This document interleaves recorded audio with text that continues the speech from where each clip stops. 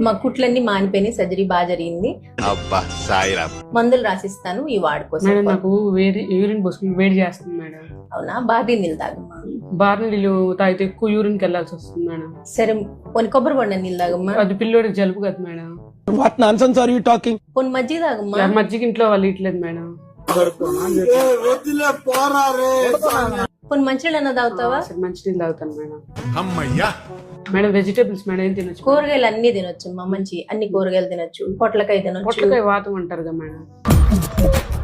నవ్వు ఆపుకుంటున్నావు కదరా. కొన్ని బీరకాయ తినమ్మా. అది అసలు నేను తిన్నా మేడం. కొన్ని సొరకాయ తినమ్మా. అది అసలు చిన్నప్పటి నుంచే తిన్నా మేడం.